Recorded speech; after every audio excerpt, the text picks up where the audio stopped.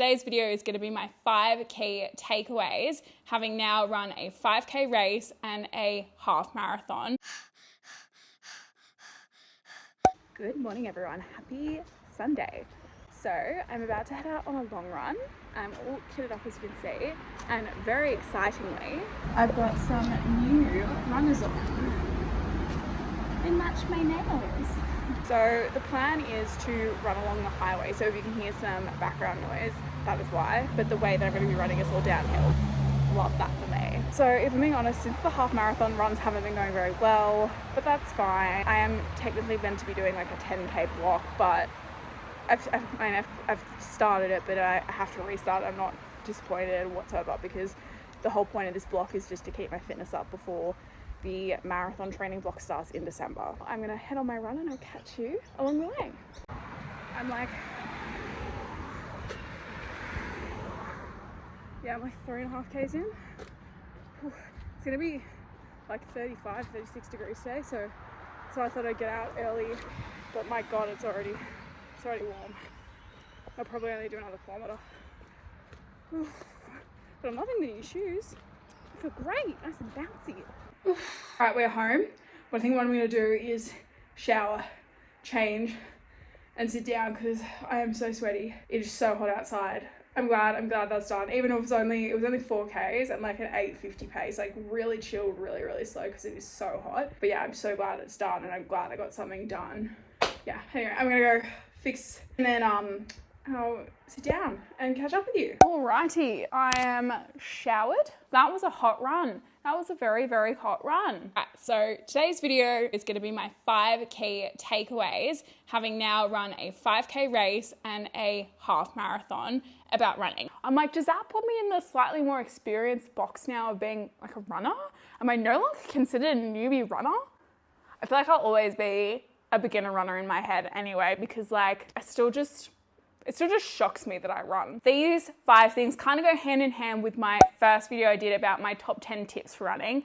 These 5 key takeaways I think are just things that I've kind of picked up now that I'm a little bit more experienced, and I thought it'd be good to share because I think these also aren't necessarily talked about a lot. So my first little key takeaway that I think is pretty obvious, but I just want to reiterate once more, is recovery is so important. And when I say recovery, I mean refueling yourself, rehydrating yourself, and sleeping and stretching. I think all of those are pretty self-explanatory, but obviously when you run, you're sweating, demonstration right here, you're sweating a lot, you're expending a lot of energy, so you need to then replenish those fuel sources and also that hydration that you will have lost. If you are finding that you're getting quite sore and things like that, also recommend maybe taking some electrolytes, which that's something I actually really need to be doing because I've been getting a lot of like leg calf cramps lately, despite the fact I'm also taking magnesium. It's just not quite cutting it. And stretching, and if you're sore, going to a physio. I see my physio all the time because I want to get on top of all those little niggles. And then also making sure that you're sleeping correctly. Obviously you're exhausted by going for a run, so sleep is also really important too, making sure that your recovery stays on track. Ultimately, all those things are really important if you want to stay on top of your game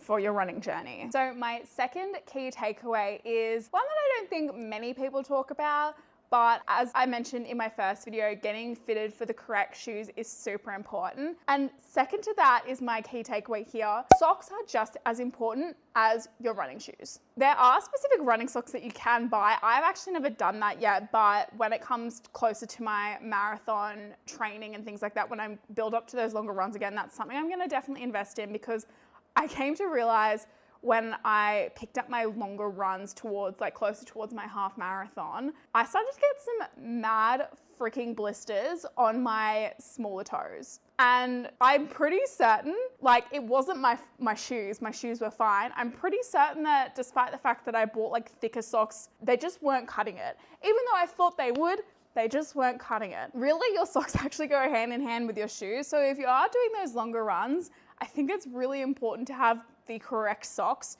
to go with them, just to prevent any of those little extra blisters that you don't really need when you're going on a run. So my third key takeaway, and this is, I guess, more targeting to those people who are doing a race of some sort, is make sure you practice race conditions leading up to your run. What I mean by that is making sure that you treat one of your runs essentially how you would treat what you're going to do on race day. That means wearing the outfit potentially that you're going to wear, wearing the shoes you're going to wear. If you've got different race day shoes, wearing those, making sure they aren't giving you any blisters, making sure you've got those socks that go with them, making sure you're using those gels. Like if you're a gel person, which I to this day have not been successfully a gel person yet, making sure that you practice and see how the gel flows, making sure it doesn't upset your stomach or anything like that. Or if you want to try something else, make sure that you know exactly how you're feeling yourself on the day. Make sure you know what works for you. So if you're having a certain breakfast and then you go for a run and later, the race is later that day, making sure that that breakfast is going to sit okay in your stomach. Because the worst thing that can happen is, let's use my half marathon, even though it wasn't a race, I knew exactly what I was doing, but I guess I didn't really plan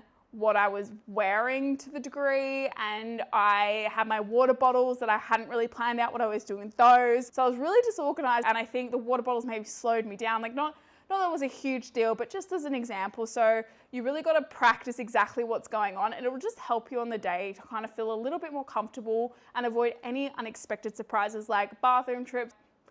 I get all the freaking time. And even on my half marathon day, I don't know if I mentioned it in my vlog, I was doing like a warm up and I hadn't actually started my clock yet. And I was like, I think I'm gonna have to go to the toilet before I start my clock. Point is, make sure that you are very well aware of what you're gonna be doing. A rough understanding of your plan for the day because you've already practiced it. So just to help avoid any unexpected surprises. So my fourth key takeaway, I think I actually may have mentioned this in my first video, but I'm gonna just harp on it again, is discipline, not motivation, and also variety. When I say discipline and variety, I mean, when you're building up to a race, it can start to get a bit not fun.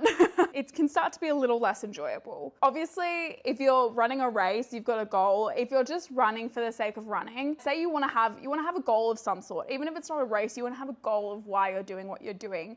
Because as we all know, motivation doesn't hang around very long. So you've got to have some sort of discipline to keep you going. So for me, it's, okay, I've got to do what I got to do because I have the half marathon coming up. And even right now, my discipline is like fleeting a little bit because I'm like, oh, I'm going to do a 10K block, but I really don't have anything coming up now till the London Marathon. You can't rely on motivation. Motivation's not going to be there. With that, then say you maybe want to add some variety to your run. So whether that's the location, trying somewhere new so it's a bit more exciting when going for a run, trying a different program. When I say variety as well, it doesn't have to necessarily just be with your runs. If you're someone who does other exercise as well, like for me, I strength train and I find strength training really complements my running, mix that up a little bit. I've started using the runner strength training as of like a week ago just to kind of mix up my routine a little bit to keep things a bit more exciting. One thing I learned in the build up to my half marathon is, like, for example, don't run on an oval for a 14K run. That was a terrible idea because you get really bored and it just makes your run go absolutely terribly. I also no longer really enjoy doing treadmill runs anymore because I just get bored, and like I think it's like a mental block for me now is that I just can't do treadmill runs. What I do to make sure that I get out there is I do like a variety of runs, but somewhere that I know I enjoy the route and I know it's scenic and I know it's flat, and it's just going to help me be disciplined to go and do my run.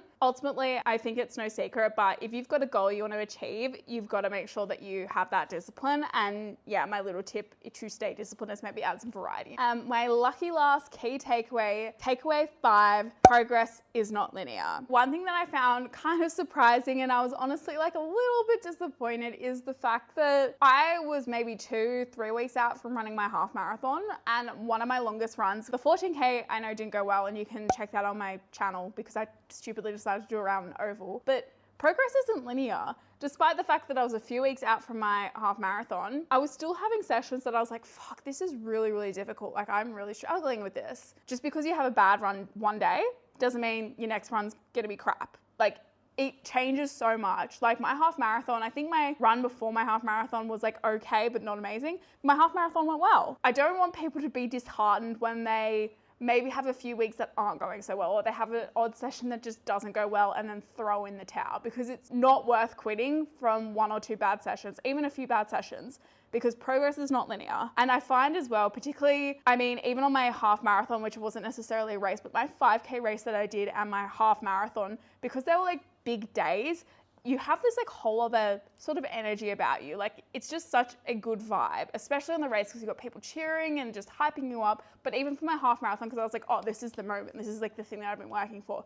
you just have a great energy about you, and that'll also help propel you forward. So you don't want to just chuck in the towel. My key takeaway is don't be surprised if you have a few bad runs along the way. It's so normal, and it's no reason to give up running altogether because progress isn't linear. So guys, I hope you enjoyed my 5 key takeaways that I've learned over my running journey. If you did, give this video a thumbs up. If you haven't already, please subscribe to my channel. We do all the things together, and I'll catch you in the next video.